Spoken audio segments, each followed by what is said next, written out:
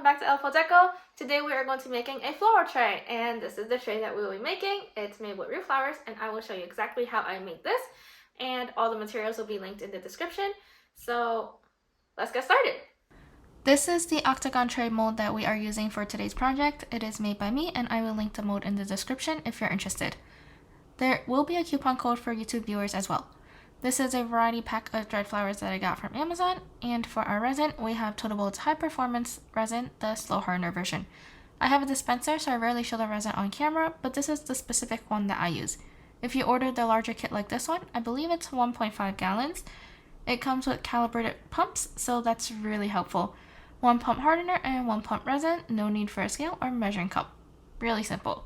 I'm going to speed up this process since it's quite slow in real time, but you can see that as I am pumping the different parts, I like to turn the cup around as I go so the hardener and the resin will mix up a little bit in the cup.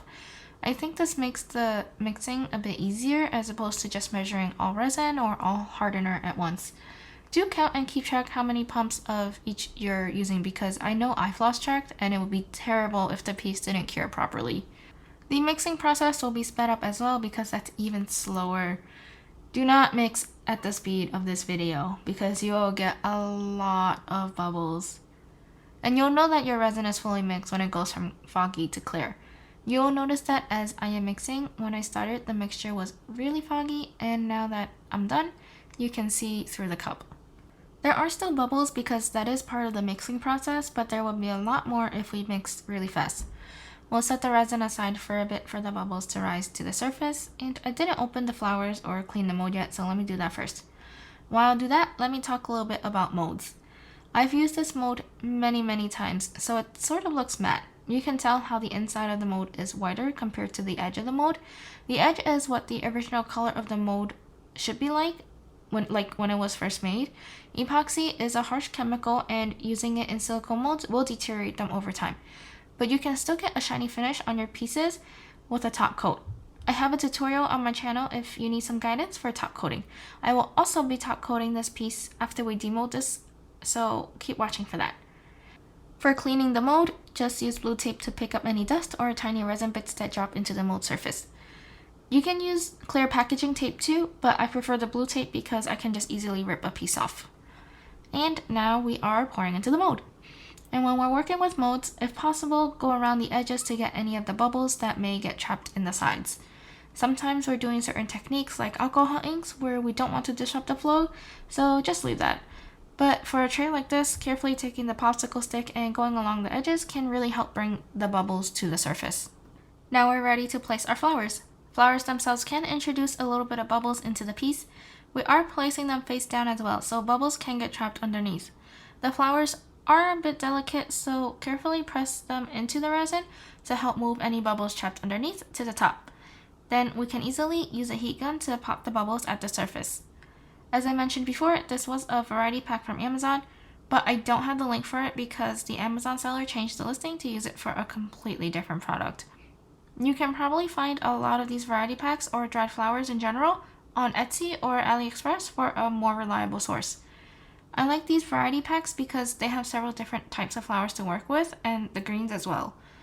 I've come to realize that I'm not very good at pairing flowers, so having a variety already set for me, or even like bouquets when it comes to flower preservation for blocks, is really nice.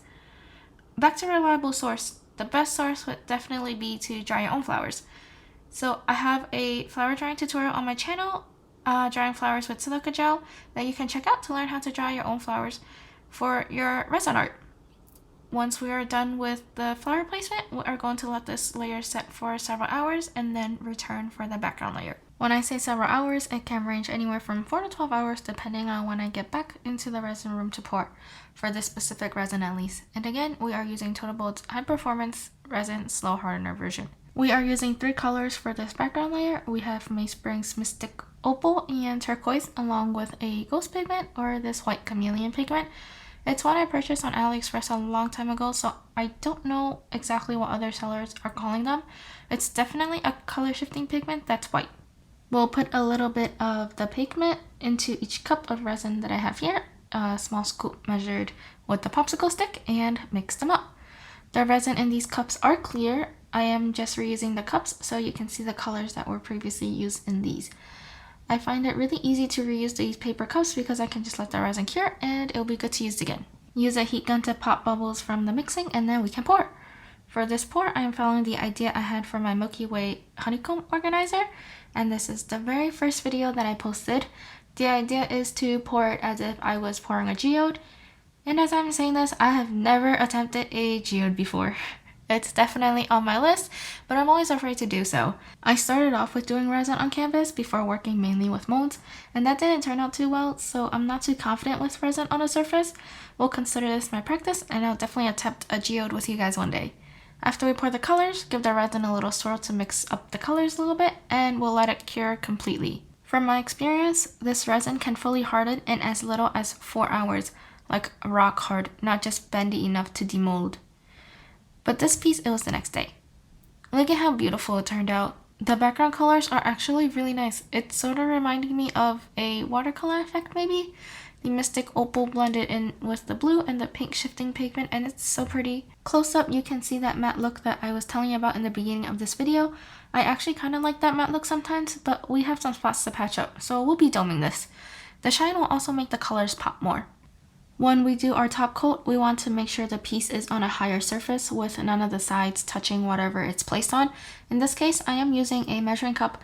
The resin that we use for top coats is Total Boat's tabletop resin. Tabletop resin is better for doming because it is thicker.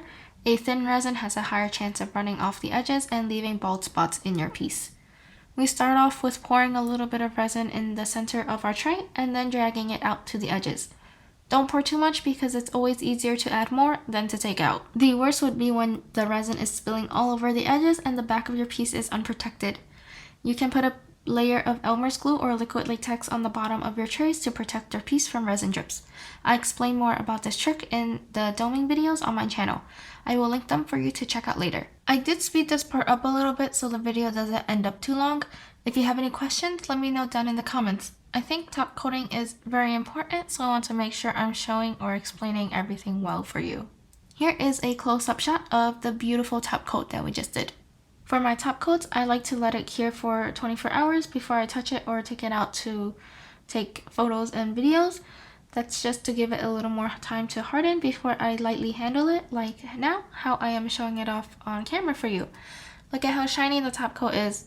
I will have this tray available on my website along with a lot of other beautiful art pieces that I made on and off this channel, so check out the links in the description to get this tray for your home.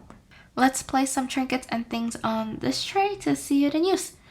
I'm really loving the colors of this tray. Let me know what you think and what you would use this tray for.